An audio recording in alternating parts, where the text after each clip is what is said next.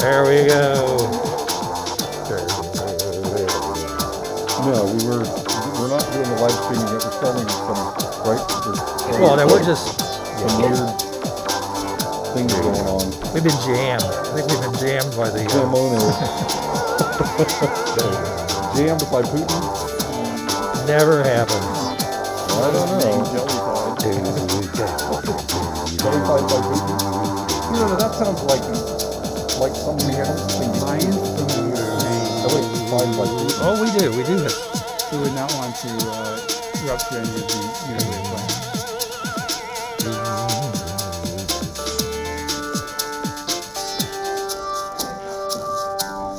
All right, we always let the Morocco players go for a few minutes. Yes, it's always good to let them go because they're on salary. Yeah.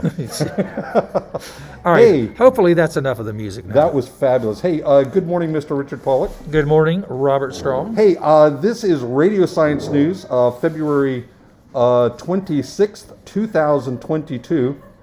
This is episode number 827 in a series. Ooh, wait a minute. Yeah.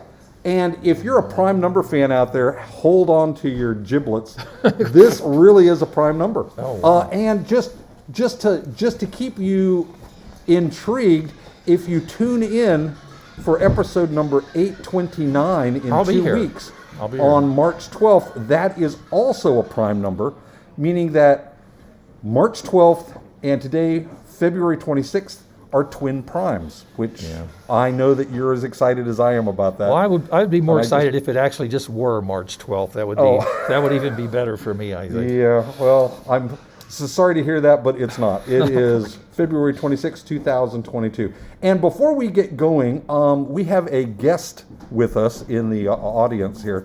We oftentimes have, hundreds, if not thousands of people here. They're usually very, very quiet, so you don't hear them. But we have one of our good friends here, and I'm going to let him introduce himself. And he has a interesting It's local breaking news. science breaking news Breaking announcement. news, yeah. Yeah, more or less broken news. Anyway, I'm Father Michael. I have been the priest over in Martins Ferry for the last 6 years, the Orthodox Church there, and as of tomorrow I am retiring and disappearing back into the forest at the monastery. But I have been interested here for the last 6 years with being able to breathe the air and drink the water. And the news this week was that our great economic opportunity of the ethane cracker plant in Diller's Bottom on the Ohio side isn't going to be happening right away. In fact, the Asian-owned company that has been trying to do this actually allowed their air permit to expire. So they got their permit to emit whatever they were going to emit, and they had a period of time, 2 years, 3 years, something like that they had to get started on the project. And they didn't do that. And then they got an extension, and they tried, and they couldn't. Basically, they've said there is no economically viable way for us to make a profit producing toxic plastics in the Ohio Valley. So we're just going to let this thing expire, and they're not saying they won't do it, they're just not going to get around to it. And if they don't happen to go forward with emitting 1,785,043 tons of greenhouse gas. That's a lot of greenhouse gas. Well, the spokesperson says the company is committed to mitigating climate change. So they recognize that there is climate change and something should be done about it. But I do find it difficult to see how adding a ton every 18 seconds is helping the situation. Going to fix the situation. Yeah. Good point. Yeah. So they haven't officially said that they will never do this. They just let their permits expire And when asked recently, could we be part of the at the table in discussing how to go forward in a good way, the local environmentalists were told, there is no table to be at right now. We have no economic way of doing this. There's not the funding for it. Well, if there's no economic funding, a pathway forward now, I don't think there's going to be one. Well, the we don't exciting know, part yeah. is trying to figure out now, okay, once we admit that we're not going to bring in Tyrannosaurus rexus to devour everything here, what would be other ways of going forward with a healthy economy What a great idea. here in the valley? Well, that would be a table I think many of us would be happy to sit I at. would and love to discuss. be on that. Well, Yeah. there are some groups around, Ohio Valley Institute and other people, that are looking at really interesting ideas of how to do that. It seems that Ohio State University and West Virginia University are now teaming up with these people to come forward and start looking at alternatives to burning the resource or turning it into toxic Yeah. materials. Yeah. Yeah, so, you know, Well, that's great, and I'm gonna. We actually have one of those topics today that we might not have noticed yet, but we're going to be talking about the hydrogen. the so-called hydrogen hub funding, which is, but it's like this reminds me a little bit of something Robert and I have talked about for years and years. The fact that West Virginia and the region with its coal, if they were not to burn it, could actually do amazing clean things with it if they had to do anything at all, or the amount of things that could occur by reclaiming even giant gob piles of stuff. The potential there is tremendous. When you think that the highest point in Belmont County, Ohio, is the gob pile behind Murray Mines, Yeah, yeah. which is now closed down because there's no more profitable Right. coal to extract. And the highest point in Jefferson County is the Apex landfill Mount Apex. Yeah. Yeah. being added to daily by trainloads of trash from New Jersey. Really? New Jersey trash? Yeah, Ooh, New Jersey that's and New York nice. City trash. Yeah, they bring it in by the trainload. Wow. And one wonders what the economics of living in New York or New Jersey would be if They weren't allowed to They do that. had if they to actually if deal they with actually it. dealt with their own rather Right. than Yeah. just say, That no, would be thank you, we don't interesting. need any more of your toxic waste. Oh, These are big questions. These could be 5 different shows. yes. It's true. But what have you got there Easily. on hydrogen? Okay, well, so, you know what, Robert, get Here, us to the folks to there. let Well, me then get we'll you talk to the, about it. to the webpage We'll there. just- we'll just talk about if, that right off. If you folks are tuning in, this is Radio Science News, episode number 827 in a series. Prime number, if you want to check on that. If you're February betting, if you're 26th, betting. if you're a betting man, yes. Bet this one. I'm going to punch a prime number into my my Powerball today. It's this February 26, 2022, and we're about to go to the launch pad of science.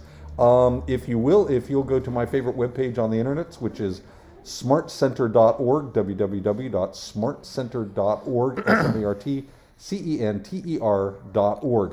And just above the little trifecta rainbows of the t-shirts that Richard lovingly went out and got made for us years and years ago, he then scanned those in, and I just think they're gorgeous. Just above that is the link to Radio Science News, the launch pad of science, and I get to see it now for the first time in my humanistic existence. Oh, There it boy, goes. I was worried my for a second. page is going real slow. We've got DST. Yeah. Sounds like it sounds like a serious drug problem, but It it's actually probably is. it's only daylight savings time. Oh, which is a serious drug problem, There you yes. I'm so glad that you put that up because I need to rant, and that's what I rant about best is daylight savings We'll time. let you get to that in a second. We here. will indeed. And then there's Ukraine and Donbass. the Donbass, SpaceX. Hey, if you're not having fun, you're not doing SpaceX. Hydrogen hub, that's what Michael here wants to talk about a little bit. Chilling. Chilling. Subdwarfs. Subdwarfs. Hey, As, who are you calling a as- subdwarf? as if they aren't small enough, there are subdwarfs. All right. subdwarfs. Then there's C. diff. We diff. have been Yeah. speaking about that every now and then. Brain song. Brain song. That's interesting. Math neurons.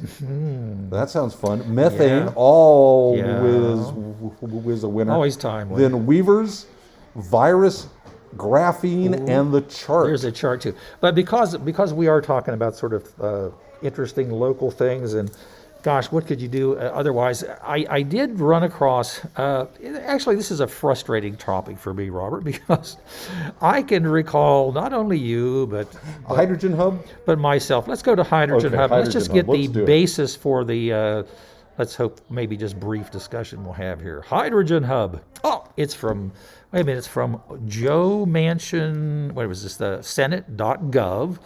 This is a big press release. Manchin, Capito, McKinley, Justice announced launch of West Virginia Hydrogen Hub Working Group. Wow. West Virginia leaders will collaborate to compete for new hydrogen hub funded by the Bipartisan Infrastructure Investment and Jobs Act. Wait a minute, if this is bipartisan, Manchin is a Democrat, Yeah.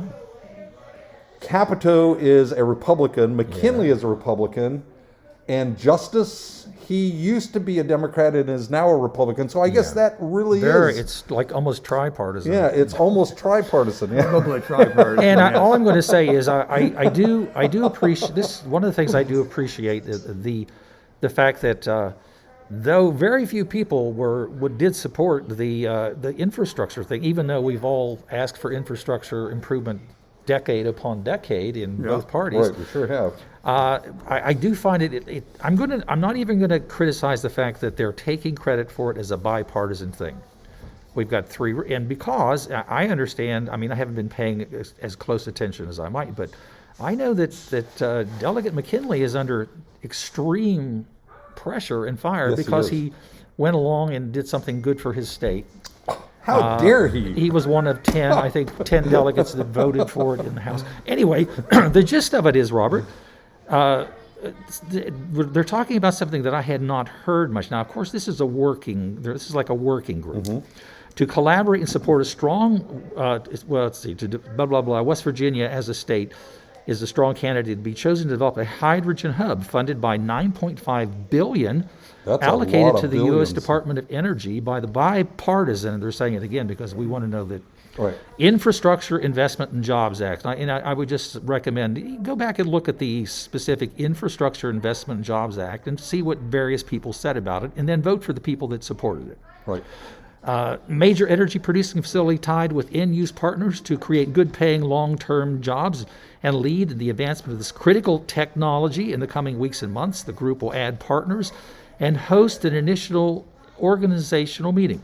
Now, we're going to let everybody else just kind of read through it because everybody's proud about the wonderful things that will come from it. And, I'm looking at Senator Manchin's statement, and it key part, and West Virginia is well positioned to continue as a leader in energy innovation.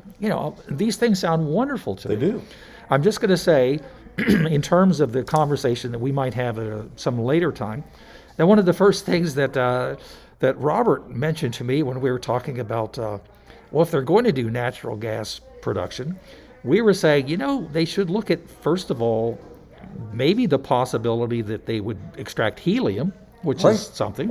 Yeah, They haven't do mentioned not that here. throw that away. But the other thing that we looked at was the fact that if you could actually have a hydrogen infrastructure, you could maybe eliminate, even if you were to put in all kinds of pipelines, and you could get past the problems of leaking and brittleizing of the structures, And there is a way around that which we have talked about with some of over and over again. Manchin's folks, particularly a company named MagnaGas that has all hydrogen-based fuels that Right. that surprisingly can be derived from like treating waste materials. Like every sewage treatment plant in the state of West Virginia could be producing hydrogen-based fuels and yep. sterile water and At the sterile same time. soil, At the same time. even if they were taking it from New Jersey, by the way. And we Even New Jersey soil. and so we push for Wow. that. Now, the other part that makes it really a fascinating thing is that the technology, which again, I said we'll talk about it some later date, it addresses the fact that hydrogen, being a tiny little, a natural molecule of hydrogen, will just be so tiny, Robert, because it exists as H2 Right. in the natural state, that it gets into the lattice structure of metals and brittlizes them, causing them Yes, to it fail does. and break.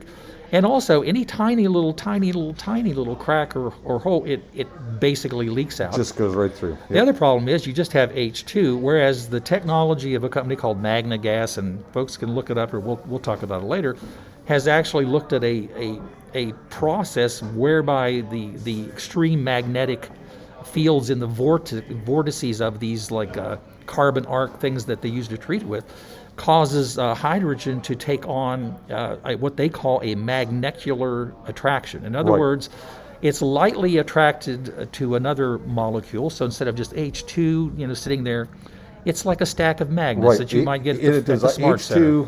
H2, which seems to be stacked to another H2, stacked Yeah. to another H2, to another, and they are looking that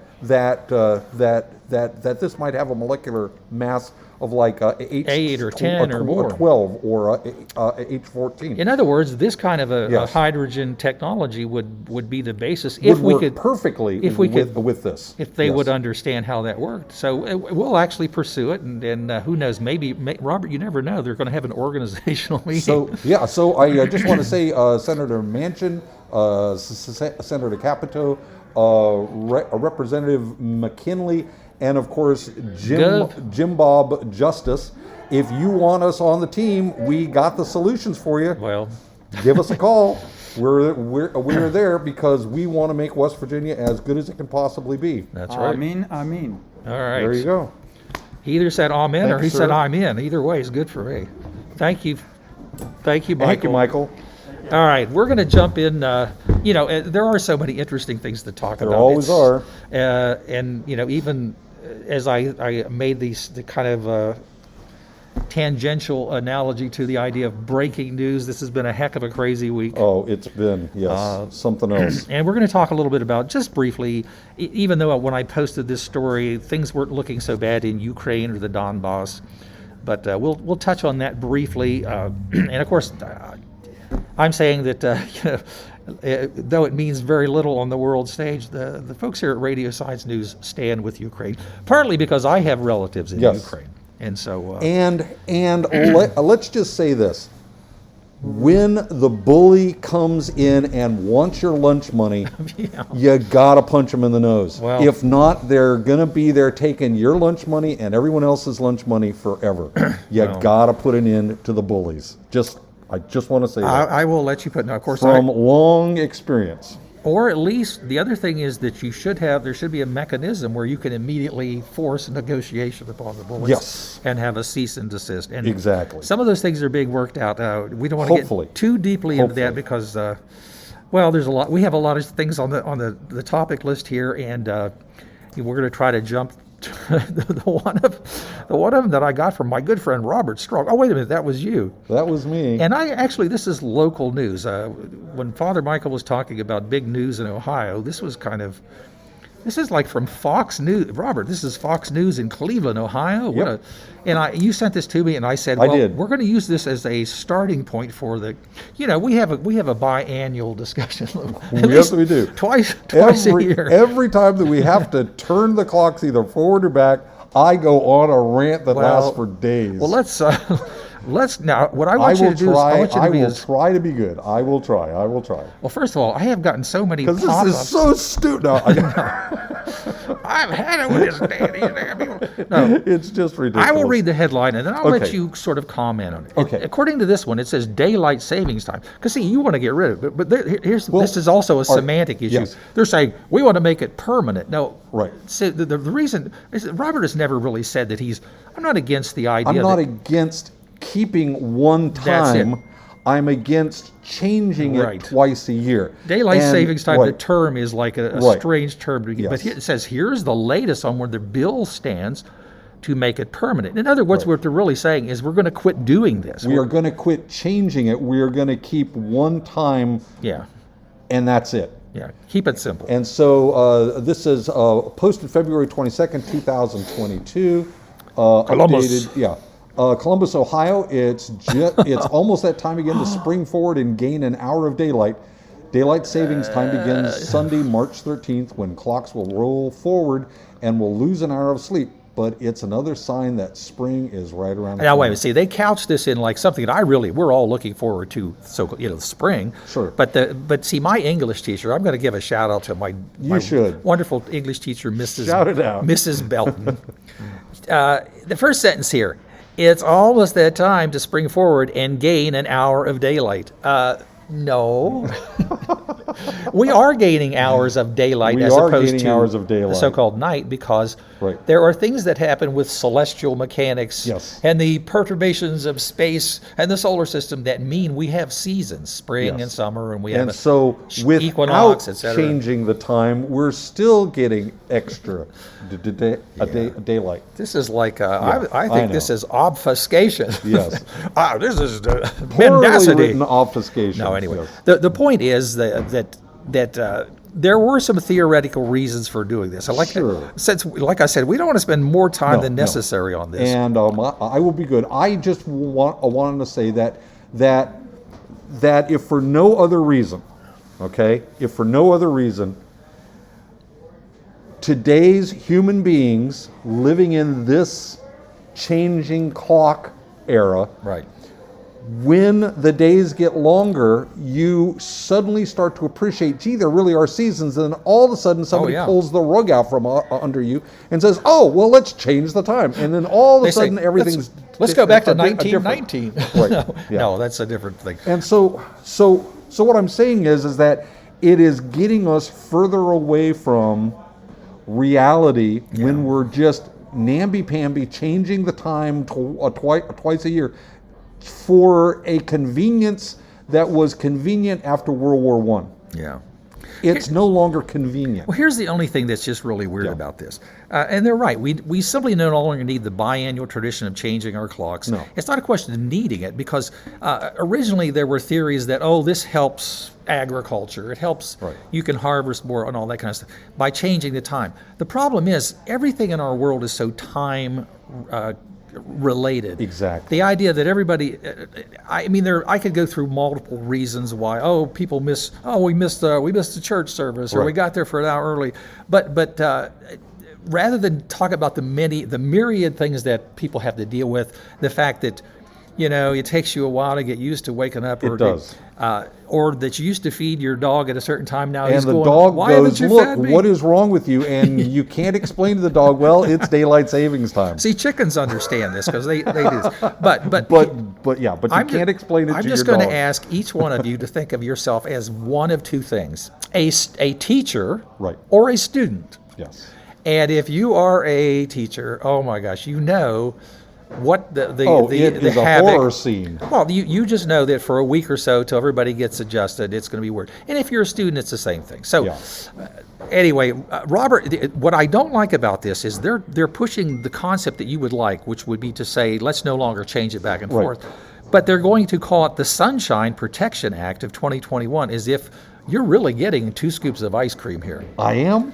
No, you're not. I'm not. Oh, okay. Because all of a sudden now we're going to have DST instead of EST. You're thinking, couldn't you just decide not to change it? Not to change it. Let's just say, stop changing it. Just but leave what it alone. what they're trying to say is that we're giving you permanent daylight savings time, which means almost like, you mean we're going to be permanently have more sunshine? And it's like No. this is it's a the same amount of confusion. sunshine. It's a It's just that confusion. you are going to leave the clock Just set leave- off an hour.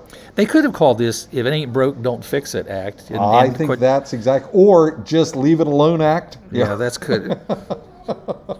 I agree. But the idea that we're permanently transitioning to daylight savings time is going to be confusing, because there are a lot of people who never go to daylight Right. savings time. So you're gonna end up with I know. state to state issues. I think it's very simple just to go, let's not change. And somebody go, yeah, but where are we not changing it from? I want to leave it as more sunshine, Robert, but you want more darkness? I No. can see what's wrong So with you. what should happen is Yeah. we should go to the middle of every time zone, and at spring you should say, okay, this is the day and night are equal length. Exactly. Wait until the sun is the highest in the sky. Call that local noon, and set your clocks. and that would be it. And then don't that's change all, it. folks. That's all that you have to do. Wait until spring. Wait until the sun is the highest in the sky. Call that noon. Set your clock to 12 noon, and then you're done. You don't need to go anything else, and that is going to tell you what time it really is. Well, I like your bill better than theirs. So I'm just Hey, going to leave my it at that. bill is the do it right bill. Do it right. Do it science right. Yeah. Dudley's- It's not complicated, folks. In fact, I just want to say, before It we isn't. even had time zones, every city had their own time zone. Oh, thanks. What they did was exactly what I just said. They waited until spring or fall, the first day of spring or fall. And what they did, they when the sun was the highest in the sky that day, it was equal day and night. They would call that noon, and every Right. Well, city in the United States and Europe had its own time zone. The problem was Yes. that when the trains started moving people around fast I was enough, going to tell you, in case you didn't know that, I was going to tell you. so that, when the train started moving people around fast enough, it got very confusing because you you had to keep changing your watch every stop. yeah. And that didn't work out well. So what they did, they said, oh, okay, what if we adopt a time zone thing? That's perfectly fine. Well, yeah. Yeah. Well, and the And thing is, then we took that, which was a good solution, and we chopped it up. Well, Yeah. for example, Had some for people problems. that are deeply into astronomy, they understand that universal time basically corresponds with the so-called Greenwich Mean Time. Right. Where some folks in England who thought that they should control everything because of course they did. because at the time they did, they established that as the starting point. Right. But the main thing that Robert is certainly advocating for here is that whatever, and there, maybe people could argue about where you would set it up. Right. but Whatever time you don't choose, change it. leave it. Yeah. Just leave it, leave it, leave it. And you know what? I guarantee. In fact, I will. This is a Robert Strong guarantee. Ooh. I guarantee to you It's worth the that paper it's written. within the year you will go, I finally understand the seasons. Yeah. Because I can watch I can watch the clock and I can watch the sun, and suddenly there's not the confusion of the disruption twice a year of moving the clock. And so suddenly you go, wow, the days really do get longer in a nice, That's right. a deady thing. And then they are in midsummer the longest, and then they get shorter again. And there's this beautiful sine wave cycle that we have been missing since 1918. Yeah. And it would be nice to get back to that. Well, it certainly would. And you know what, Robert? Some people may even notice that the sun rises in different places on the horizon. Oh, come on. I'm serious. I saw Are it. you serious? I saw it on a. I saw that. I saw it happen. Okay. Wow. The hydrogen hub was really kind of cool. Now, since we briefly talked about the hydrogen hub, and like I said, the thing that frustrates me mostly is we have looked at. People have called for hydrogen technology for a long time. Yes. The hydrogen technology has a lot of really big issues. Like, I know that one of the things that people will go, well, we could make hydrogen from coal. Yes, you could. I am only going to say that in terms of the company MagnaGas, which started off understanding they were looking at just a way to treat sewage. Right. Then What a they great found solution. out, well, what about any hydrocarbons in the sewage? People that have talked about treating waste materials, garbage with big, carbon arc, plasma. Right. Basically, it's like plasma. It's a torrent of electrons and and it tears, and then things come together as like simple things. Well, so let's just say they took a simple thing like a whole bunch of municipal sewage. Okay. And it turns out that a bunch of people, because they didn't have anything better to do, dumped their antifreeze and they let their oil change go right into the right. thing, and that went to the muni. So here's this terrible soup of everything you can think of, like waste materials, papers, and runoff from a garbage dump. Well, they found that they could put this in this torrent of carbon arc, dissolution of the materials, and they were excited because. One of the things that came out, the obvious thing was all this water was just like sterile water. Pure water. H2O without anything else in it. because it Yes. and then the other thing was that everything that was solid material, unlike the when we get the waste material from New Jersey and those places, they can't even use that for agriculture because it has to be retreated to make sure Right. that it's sterile and eliminate microbes and other kind of stuff. Anyway, they were getting the big news was, oh wow, we've got sterile soil materials that could be just put, they can be certified as sterile. You've got water that is certifiably sterile. The other thing was they were finding that of course stuff gases off. So within a container of all this stuff, this ark's bubbling away, they were finding out that they were getting what they were calling magna gas, which was basically a hydrogen-based fuel Right. that, of course, it just, you know how it is, Robert, if you have liquid and then stuff bubbles to the top, I've seen that. you, yeah. you can take I it, have seen you that. can take it right off and then do things with it. You can actually, it will actually literally come off by itself. It sort of does. It like It floats. turns The out, technology works. it turns, thank you. It turns out that because we live in a gravitational field, the dense stuff goes down and the light stuff, hit this, And it goes up. it goes It up, will literally, it will It's literally gravity's take itself separation, yeah. and separate out I things. knew there was a good reason for living on a planet. You're There you absolutely go. right. Yes. So So, the- because of that, this just works out perfect. Well, but they basically found out that this material, this magna gas.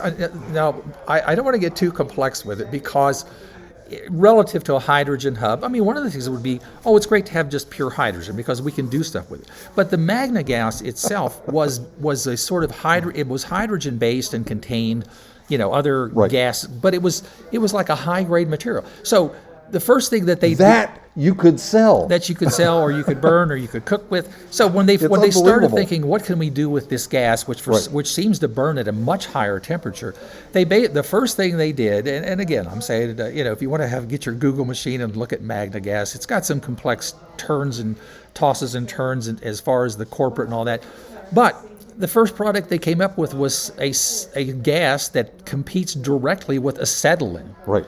Except that it's not heavy. It doesn't It's sink not to acetylene. it doesn't sink to places in pools so that if you throw your cigarette in, it blows up your whole And place. see, the interesting thing is that if you use that gas to burn, what comes off of it?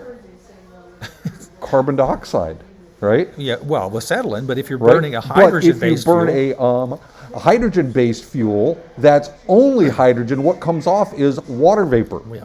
And in Your the, choice: so in carbon the- dioxide or water vapor. So in the case of this thing that they first came off with, it's not pure hydrogen. It's actually sort of a hybrid gas. Exactly. But it burns extremely hot, extremely clean, Yes. extremely safe. You can cut through like 6-inch bars Yep. of steel, and But the other part of it is, by just tweaking the process and putting a little more money into the production, it can produce pure hydrogens, including hydrogens which may be more transmissible and usable in Exactly. So- fuel cells, cars, etc. So, folks, what Richard's saying, and we've talked about this multiple times if you've listened to Radio Science News over the years, that you can take municipal waste, the stuff when you flush your toilet, this stuff, if you can take this, apply this process, and what comes out is distilled water, Sterile soil. a usable soil that you can put right on your garden. And the third component that gases out is a welding gas, Yeah, for cutting unlike torches. anything else. In a head-to-head with acetylene, Yes. It's unlike anything far else superior. that when you use it, it doesn't give off carbon dioxide. It's literally hydrogen, but multiple hydrogen molecules combined to make a larger molecule, which means that you can Energy pipe dense. this thing through. and it doesn't leak. Right, because it's not going to make metal brittle. Oh, and for I mean, Robert, it's a win-win-win-win-win-win-win. It's and why every municipal little town in the world is not doing this is beyond me. well, there are I some just reasons. do not understand. It certainly goes into the complex relationship between business, government, and Well, all that stuff too. So Wouldn't it be fantastic if when you flushed your toilet, you knew that what was coming back to you in your water line was literally distilled water? no. One would Wouldn't think. that be amazing? Now, the reason why this is such a pertinent topic today is the other thing. We talked about this last week before things got really bad in the Ukraine. We talked about how we had discussions with our good friend Howard Monroe, and Yes. I basically made the statement that, look, all these political things that we're fussing and fighting about and wars and going to, they're basically related to energy. It's all about energy.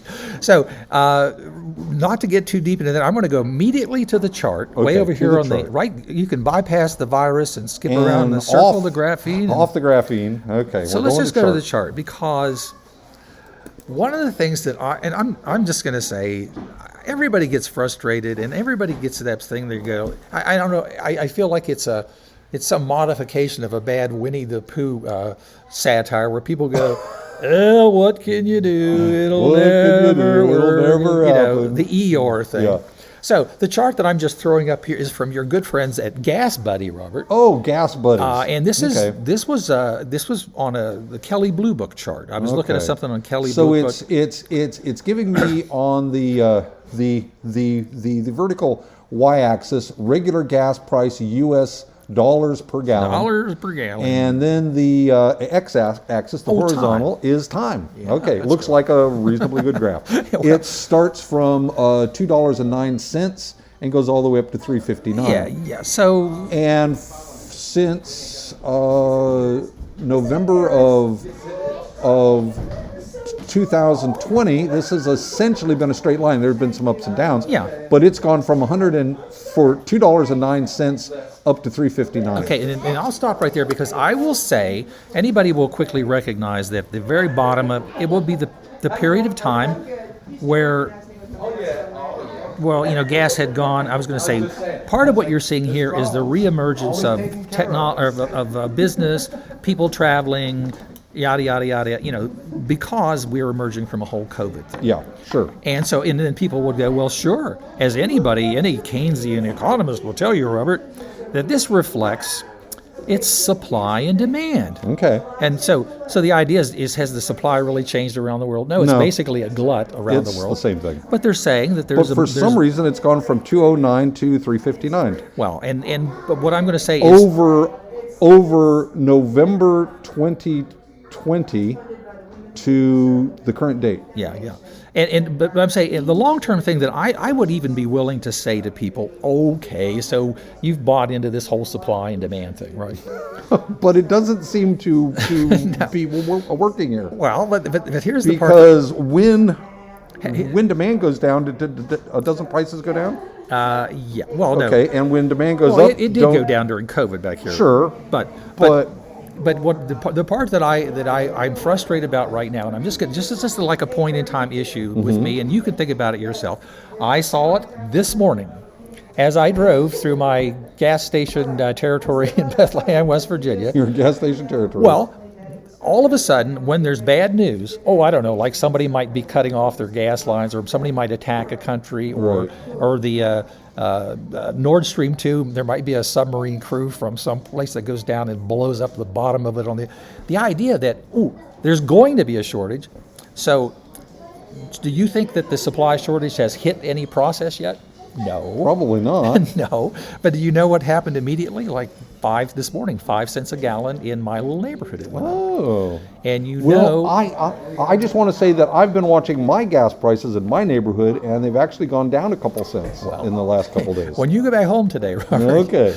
But anyway, the point that I would love to have people look at is the buy-in to the fact that as soon as anything that looks like bad news, everybody's like, well, we've got to predict the future and we've got to prepare for it. Mm-hmm. They're going to, and everybody understands that if the price of transportation fuel goes up, they'll go, that means everything Has to go up. So now that gives me the go ahead to be able Exactly.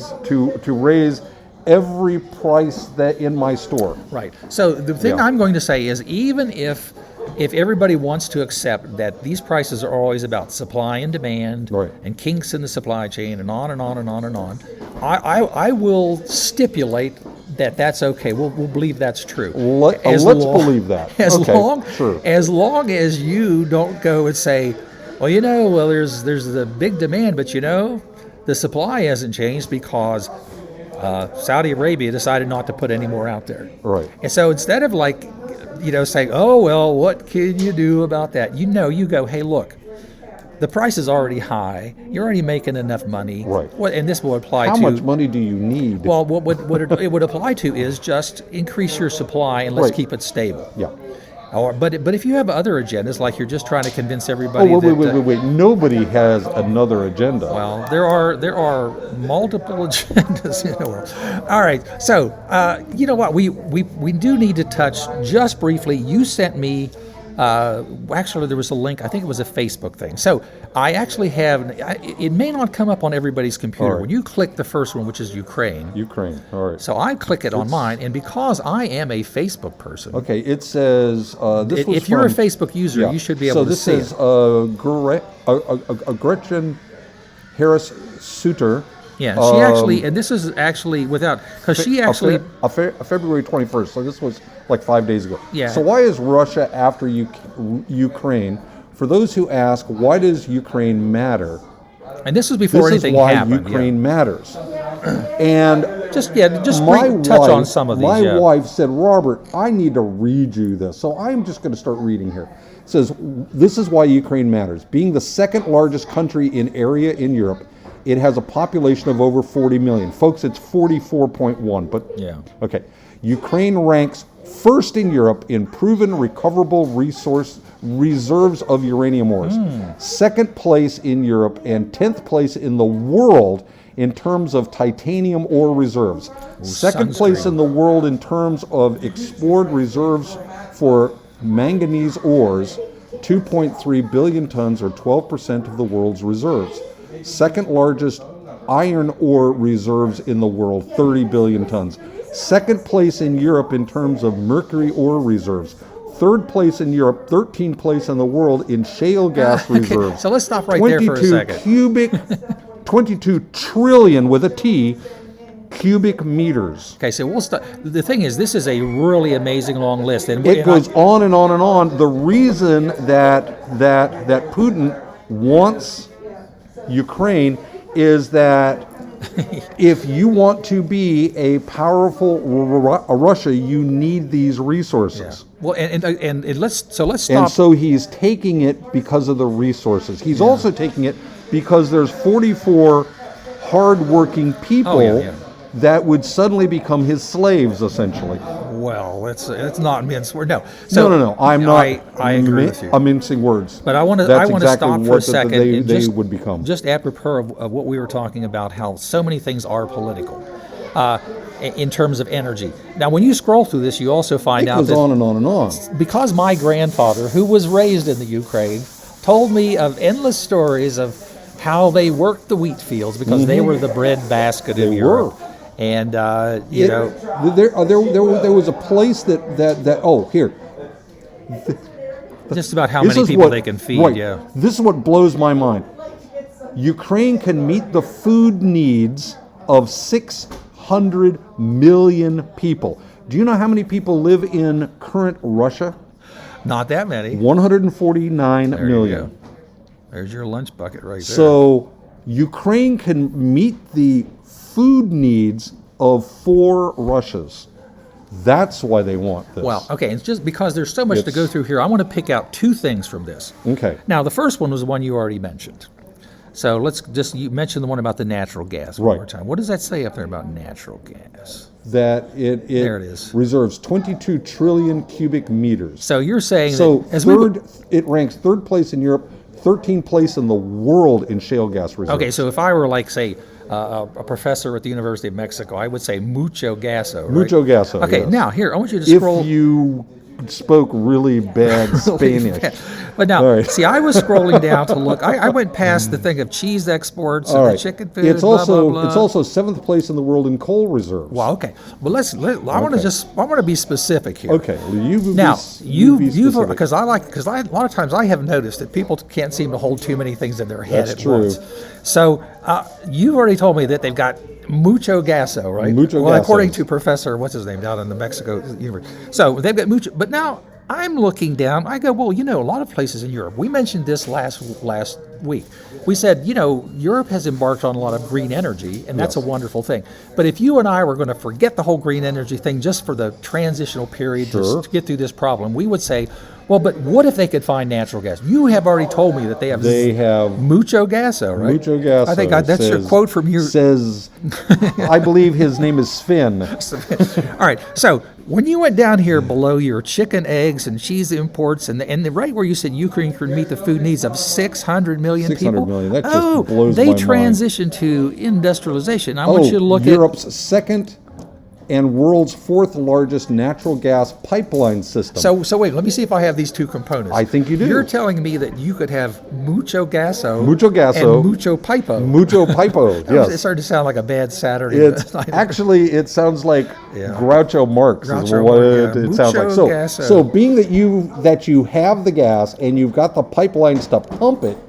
So you mean if somebody were competing with you, they would rather not. Who could possibly? Who sends the gas pipelines into Europe? Who's holding the world Russia. hostage right now? 30% of Russia's economy comes from its gas pipelines. Well, it's 30%. It's like their only game in town. It's the only game in town. Yes. Right. And so what they're looking across the border and going, these people have more resources than we do. They've got a giant chunk of land. They've got all these hardworking people, and they've got gas pipelines already in place. Why don't we just go steal it? Yeah. Why don't we just screw things up? Okay. Now, the only thing I'm going to say is bully. that when I got this story from you, knowing that it was on Facebook, that I found myself saying, I don't know if I want to trust this story because, I can't get my thing to back up. So I was looking for the other thing was I don't like it when I see a story that they don't have a link to or an attribution. Right, sure. As a science person, you and I are a little bit picky about that. So I'm going to say I'm not even going to accept all that stuff. Okay. So I went to let's say that. I found this is something interesting I didn't know about the whole situation. I went to Forbes. Okay. And it says, as Russian forces roll to eastern Ukraine, Putin grabs yet another prize, ores and energy. So now there's a big video, but the thing there's a picture of the Donbass. I didn't realize what the word Donbass actually meant. And it says, I'll just read this first part because this validates what you were saying, but it focuses mostly just on what are going to be the commodity items that are going to trade and the Forbes people are going to carry, or what are the oligarchs going to worry about, It says, when Russian military forces began moving into the areas of Donetsk and Luhansk, they began to regain a long-missed prize, the Donbass. So we've been hearing that tossed around. It turns out that the word Donbass is really a short for Donetsk coal basin. It's one of the largest mining regions in Europe. Coal reserves under its rolling plains cover approximately 9,000 square miles, or 23,300 square kilometers, south of the Donetsk rivers and to the Dnieper. Right, and deposits also extend upward into the Dnieper River. So when you're hearing Donetsk or Donbass, basically you're talking about a huge area of coal reserves. Now, the thing is, everything we just talked about, I just have to add one more point about the MagnaGas conversation. Please. Is Robert and I actually emailed back and forth with the folks at MagnaGas and we said, because we were trying to set this thing up as a West Virginia industry. We were trying. I pointed out to them over and over again that what they were considering as their feedstock materials were kind of like, they were complicated. They weren't dense. It was like, we've got 3% oil that's in water, or we've got, I said, for heaven's sakes, why don't you come to West Virginia, and you could come right out here to Bethlehem. You could come to one of these places where you have a coal slurry pond. Coal slurry pond. And all you do is you just take this liquid material and suck it through your straw into your process and process coal, which is, basically what you would end up with is you would have all of the hydrocarbons would be broken down and reassembled into your MagnaGas. All of the stuff that you don't want, like sulfur, those things would all drop off to the bottom and you could sell those too. Yep. So It's a win-win-win. I'm just going to say, just for my own benefit, not that it ever does me any good, that they literally issued a whole patent to do exactly that with particles of plastic or coal. Yes. And then they didn't do anything with it. So And that's where we are. I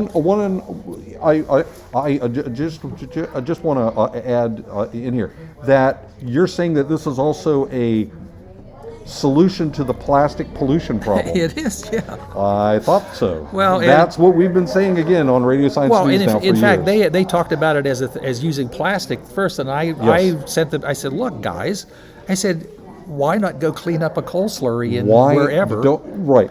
And As you were cleaning up the plastic problem, why don't we also clean up the coal slurry problem? I'm just going to say they rewrote the patent, and they didn't mention I'm it. sure they did. I said, well, thank you very much for Thank you very much including for my idea in your patent.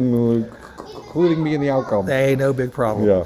Okay, so we have really gotten off on Yes, not but too that's much on okay, a tangent, because but you know this what? is real time. This is why we do our show. Is that there are some times in which there are some things that come up that need to be Right. addressed. Yeah, we don't have to go back and No. redo the music or add drum And tracks or anything. it isn't as though that our corporate people are going to get upset because it's just you and me.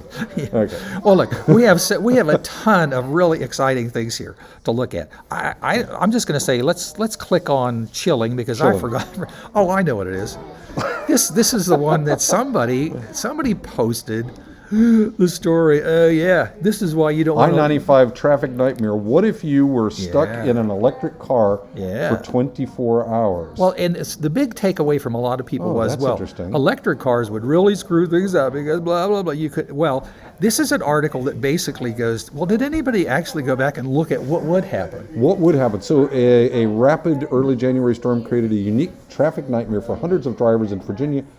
Interstate 95, the East Coast primary north-south highway corridor, came to a complete standstill just south of Washington, D.C. By the way, I lived about a mile from 95. I went to Yeah. Washington all the time, so I know right where this is. Hundreds of drivers sat trapped in their cars for as long as 24 hours, waiting for tow trucks to clear away a series of accidents. The Okay, incident, so here we get to the Yeah. question, because you know what science people So, do, Robert? They ask questions. yeah. So many assume that the EVs would run out of stored electricity long before the gasoline-powered cars would run out of gas. I say no. Okay.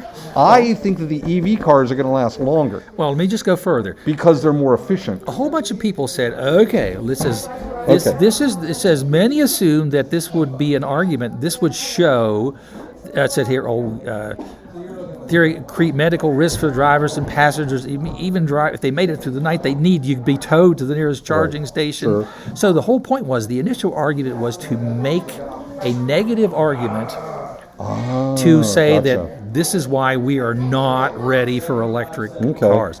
Now, because we're going to be short on time, I'm just Sure. going to say, when you go back and actually look through this, you find out that, let me find there's a quick, it basically talks about the fact that if you have an electric car, you can, for the most part, what you do is you just put it into only using the heat to heat your cabin and your chair and your cabin. So if you've got a car that runs on a gasoline, the gasoline car, Yeah. you have to run it and you're getting a little of the heat back, but an electric car, you can only run the heater and you can turn everything else off. Yeah. Oh, that's brilliant.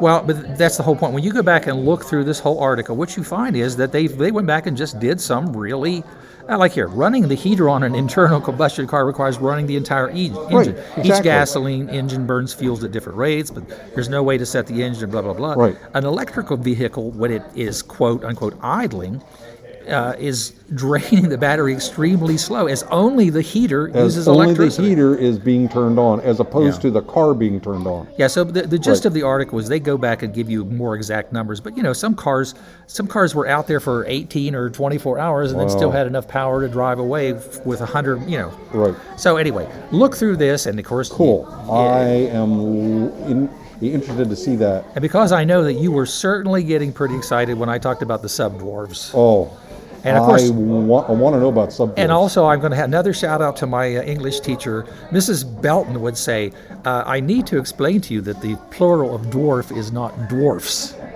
But astronomers don't always know that. So No. now this is something, Robert, that you may have not seen because I think it just came up.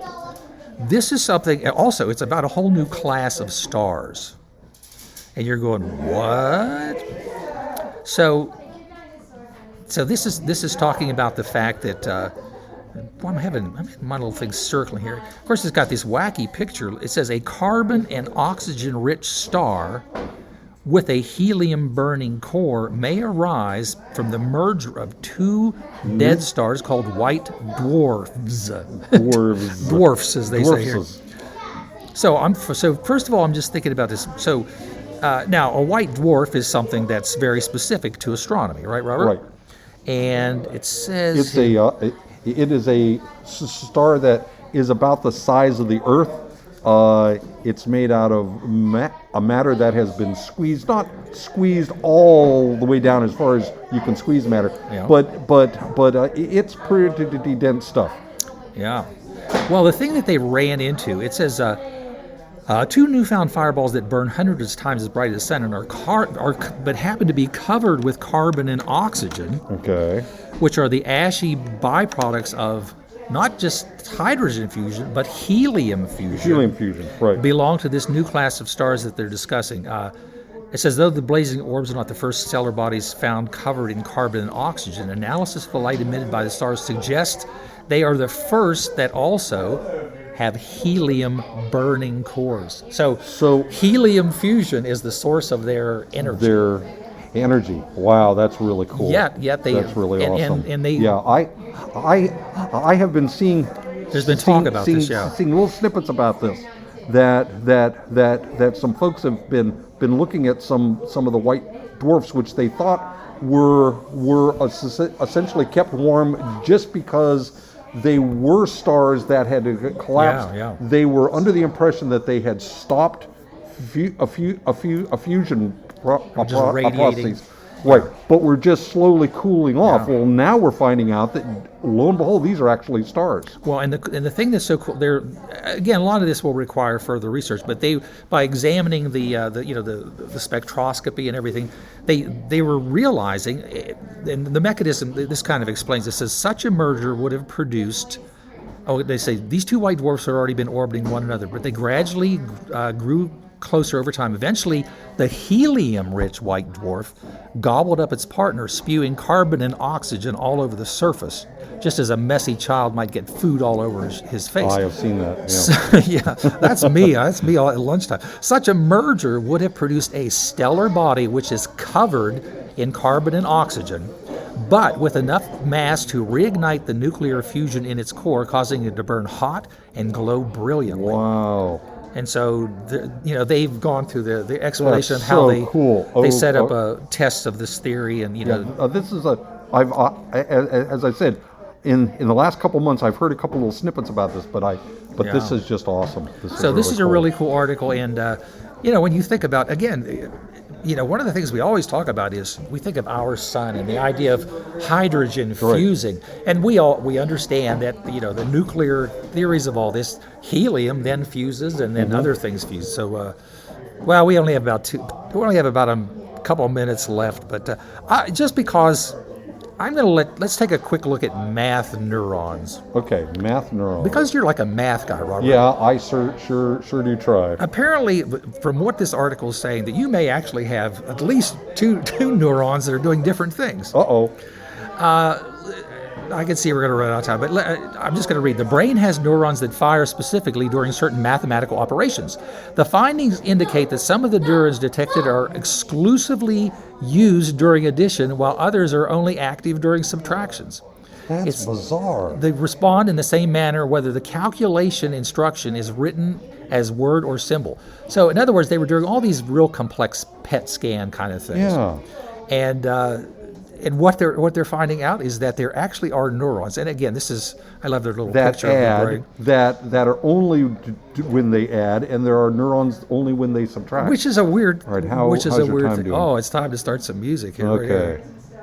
Oh, listen to that music, Rob. I love that Let me, music. let me just, So, I'll turn it so, down. so you're saying that in my brain, when I'm doing addition, I use one part of my brain, and when I do subtraction, I'm using another part of my brain. Well- that I don't have a math part, I've got math parts. And it may be, and the thing I'm also looking at is they don't indicate whether these things are exclusively in touch with each other Right. and, coordinate further. It's just that this is the first grant, Robert.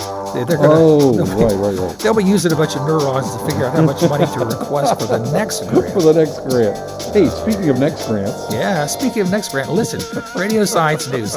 RadioScienceNews.org gives you all the information you need up there to know, how you can listen to this show and even listen to it more than once during a week. So, just because we didn't get to it today doesn't mean you can't do it now. yeah.